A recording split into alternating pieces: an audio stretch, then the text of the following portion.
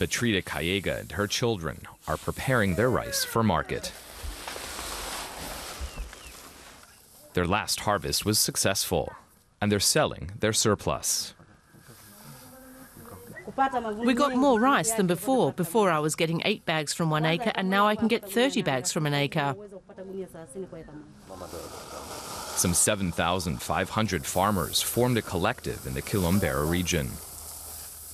Any rice they don't consume themselves or sell locally goes to the company Kilombero Plantation Limited, or KPL. The company trained Richard Hanga, a local farmer, to show other farmers how they can improve their crops. Using an egg, salt, and water, he explains how to choose and process seeds. The egg shows when the right level of saturation of the brine is reached. That's when you drop in the seeds. Only those sinking to the bottom should be sown. And that's not all. You dig small holes with a hoe. The holes should be about 25 centimeters apart. Then you put the fertilizer in the hole first, then the seed, and then you cover it with earth.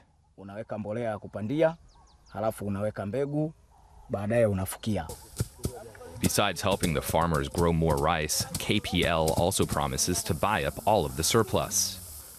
But the company pays a lower price than markets in the area.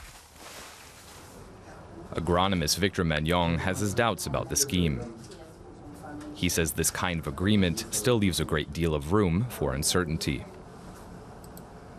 Is it a model that can just be copied and pasted? I will say no. Is it a model that can be scaled out and replicated with adaptation? Yes. I would say yes. It is possible. But we need to learn from the mistake made in Kilombero so that we don't repeat them elsewhere. He says one problem is that the farmers bear all the risk if there's a poor harvest. That's a good deal for the company.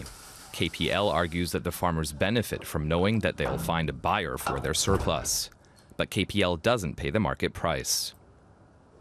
If the foreign companies will be dealing with that scheme, they will impose their condition. And the small-scale farmers, they will not benefit that much. This is where the government, at least at the beginning of those schemes, the government should come in, because the government is powerful enough to bring policy instruments. Batrida Callega and her family still take some of their produce to the market, instead of selling it to KPL. This way they earn more per sack of rice. And in both cases, they save the costs of a middleman.